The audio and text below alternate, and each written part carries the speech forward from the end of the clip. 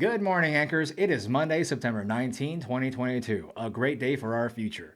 We have 2,993 days left until Thanksgiving Day 2030. Here's today's questions from our anonymous confessional from buymeacoffee.com/worldpeace. Free. Remember, this is entertainment. I am a real minister ordained by the Immaculate Church of the Internet. This way we can be the world's most functional safe space. If you download the Anchor app, you can leave us voicemails we'll play on our show. Anchor gives you tools to make a podcast of your own, and with World Peace free, we can make it easy for all to be neighborly. Help us stay ad-free with just $3 virtual coffee at buymeacoffee.com/worldpeace free. You can even message our show anonymously. Just make sure you click the button for privacy. Question number 1. Dear Time Traveling Minister, I noticed something going on with your Instagram. Are you really, finally, ready to go out there with your message? Sincerely, excited. I feel I answered a variation of this question already, but I guess that's time travel for you. Long story short, it took a while because I noticed, at the rate I was going, my family get-togethers were going to get awkward as hell. It took me 2 years to find a question we all can unite on, a question we could ask for centuries, while bringing together our divided sides. And in perfect timing, we found it. What should we normalize for the kids of our kids? So yeah, I'm happy to announce that you will see me live stream on YouTube every Tuesday and live streaming in real life for charity on Instagram, asking the internet our favorite question. We'll be asking this until Thanksgiving Day 2030, the last day of our social experiment. I'll be streaming more soon. I'm still getting used to technology and this new culture that came along with it. Question number 2. Dear Eric, what do you think about the homeless situation in Los Angeles? As Bill Burr points out, the bums seem a little different from the bums I knew back in the day. These ones seem a little off and yelly. And this is me speaking now, and his joke makes me wonder if we normalize mental illness. Because if you ask people, they will remember billboards about mental health with a government hotline, as if we were normalizing the idea of people calling up the government and telling them their feelings. You'd think we'd be in a better place by now. Question number 3. What were you like dating then and now? Then and now. I'm a time traveler. That question is unanswerable. Tomorrow's question. Dear time traveling minister, what qualities do you think we'll need in the next president? Of course. Tomorrow's episode is always available for our community on wpff.locals.com. You could experience the podcast best there, Spotify, or Anchor. But only locals could break space time with us. Let's do the YouTube intro. Welcome to World Peace, free, everyone's favorite audience-generated museum of events until 2030. I'm your time-traveling host, and you're in the future, so if you haven't yet, please subscribe so we can be the biggest YouTube channel not part of the ad money program. Today is Mighty Mentality Monday, content sent by our audience to get your mind ready for the week. I'm not here to judge, just here to listen and give honest opinions. Clip number 1. Whoosh. Kobe Bryant gives his advice on mindset and mentality. Dear time traveling minister, I gotta put a Kobe clip. If Monday is all about mighty mentality, dude, I hope you could keep this up. Imagine the irony of having this segment and you giving up. Sincerely, flock of sea bros. Thanks a lot for the words of encouragement, man. Let's check out this clip. You really want me on the team. What's your approach to recruitment? You want first place, come play with me. You want second place, go somewhere else. Like, I would watch Magic play. I'd watch Michael play. And I would see them do these unbelievable things, and I'd say, can I get to that level? I don't know, but let's find out.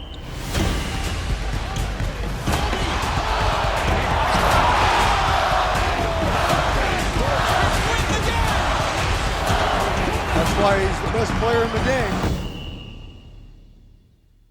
Everything was done to try to learn how to become a better basketball player. Everything. And so when you have that point of view, then literally the world becomes your library to help you to become better at your craft. So because you know what you want, the world's giving you exactly the information you need to become better at it. Because you know what you're looking for. So many guys tell stories about your work ethic. Yeah. What was really your work ethic like, and for how long did you stay disciplined? Well, I mean, every day. Since 20 years. It was an everyday process and trying to figure out strengths and weaknesses. For example, jumping ability. My vertical was a 40, it wasn't a 46 or a 45. My hands are big, but they're not massive, right? So you got to figure out ways to strengthen them so your hands are strong enough to be able to palm a ball and do the things that you need to do.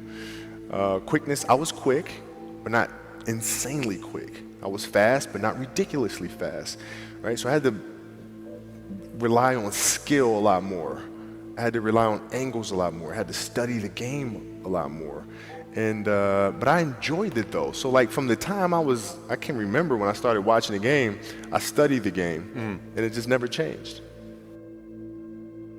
It's a good separation for me, you know, emotionally, to be able to put myself in a place where at practice or when I'm training or during games, I switch my mind to something else.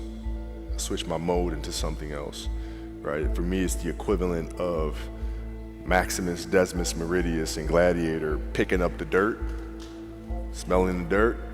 It's go time, right? So that was my mental switch. It was like an actor getting ready for a film. You gotta put yourself in that cage. When you're in that cage, you are that character. And then when you leave there, it's something completely different. But when I'm in that cage, bro, don't touch me, don't talk to me. Just leave me alone. How did you get mentally and emotionally so strong where it doesn't bother you? Well, you know, you got to look at the reality of the situation.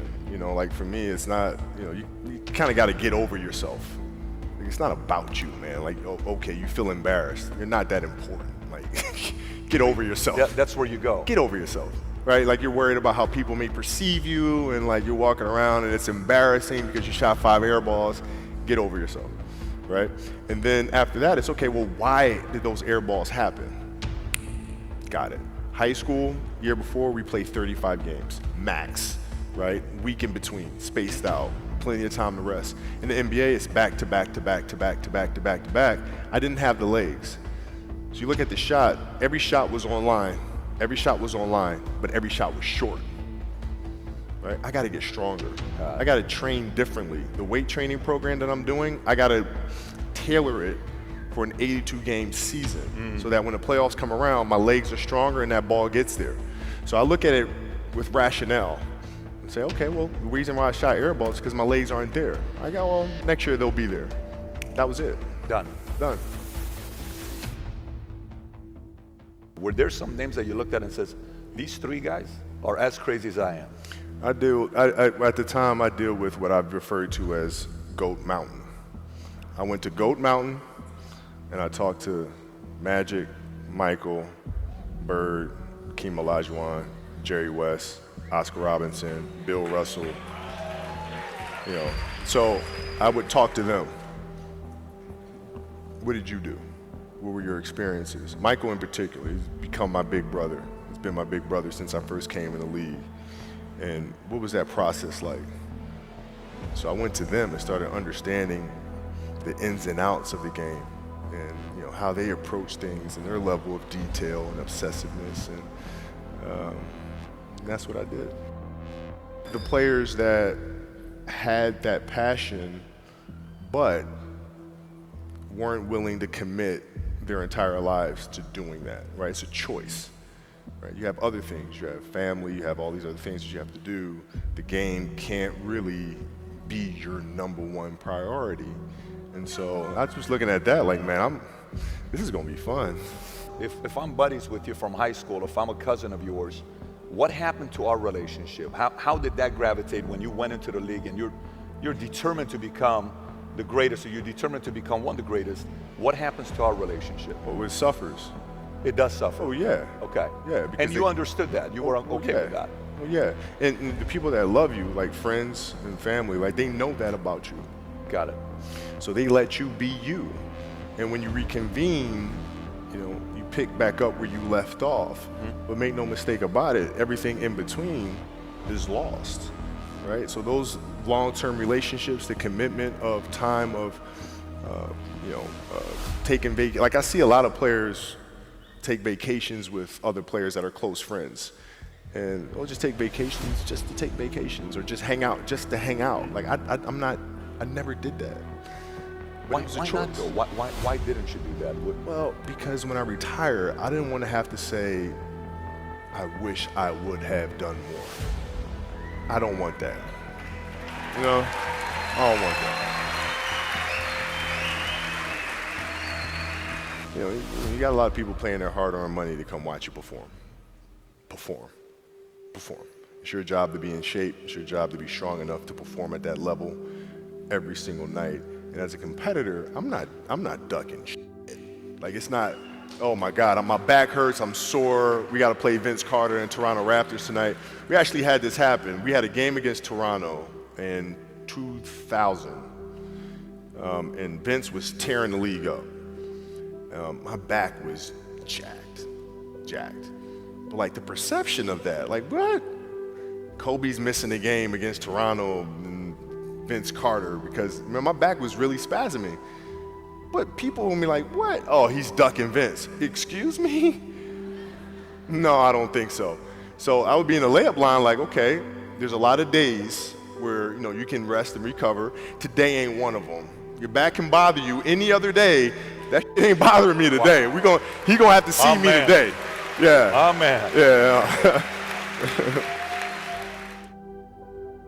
If you're looking at a big investments you got to make, what is the decision-making process there? Do you call? Is there first you do your own research? You take this much time. You call an advisor. Is there a system you follow? It's pretty simple for me. It's do you understand the business?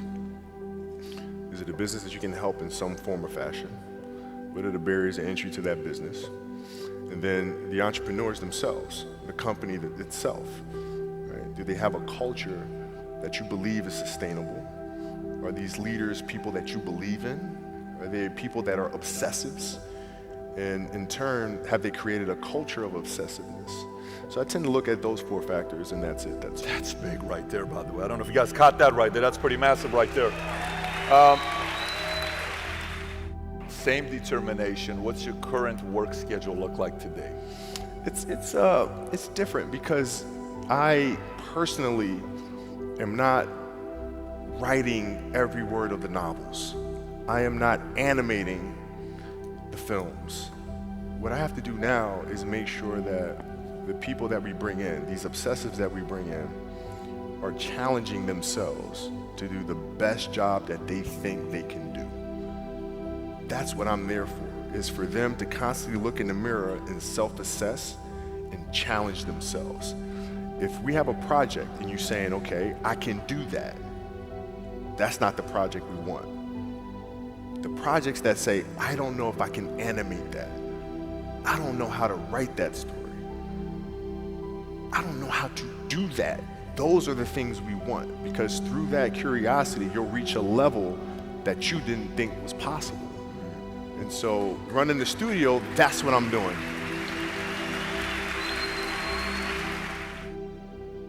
You're playing against the Golden State Warriors. Score is 107-109.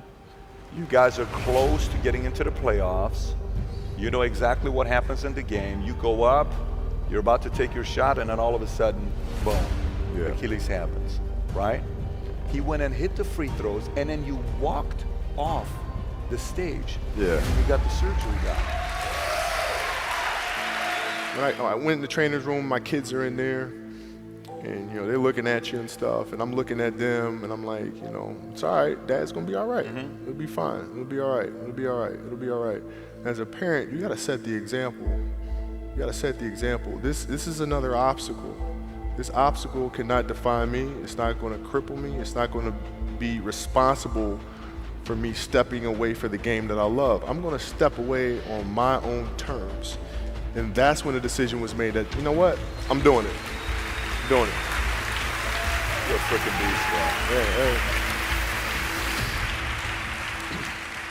The video is called The Mindset of a Winner, and this video is by Motiversity in collaboration with, I believe it's going to show up in a few seconds, Valuetainment with Patrick Bett. He's a really good interviewer, and he got nuggets of gold in this motivational video. 15 million views, guys, and this was published September 12, 2019. Unfortunately, yes, we all know that he's not here on this planet anymore, which is really unfortunate, because can you imagine all of the nuggets that he could have given the next generation of superstars? And that's the reason why we do what we're doing here. We don't know what tomorrow is going to be like, but at the very least, we could share the best things we could, the best kind of advice for the kids of our kids, immortalized forever using the internet and technology that we have today. Oh man, like there's so much I could talk about right now. I mean, this is how much I got, and usually I don't. I usually you just watch and like you get captivated, but like this one, you kind of like felt like you had to write this down.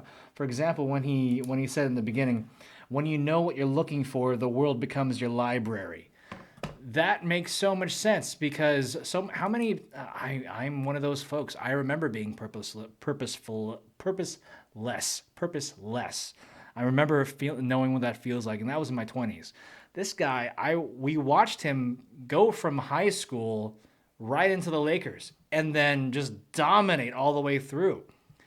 It's so amazing that we were in the same world together, like in the same planet together for that moment, and we could watch that the way how he watched his legends before that. But the difference is he went to Goat Mountain, GOAT, greatest of all time mountain. He talked to Larry Bird, Bill Russell, Magic Johnson, Michael Jordan, and he got tips from the masters. And what did he say? He noticed that I don't know if I could say this. I don't know if I took it out of context. I hope I didn't take it out of context, but he was implying that he was going to make basketball his number one priority. Some folks will say because like back in the day, it really wasn't as big as it was. I think the only reason why it got really huge was because of Michael Jordan and Larry Bird, and then Space Jam came along after he retired. A really fun. We had a really fun childhood without the internet, but I digress.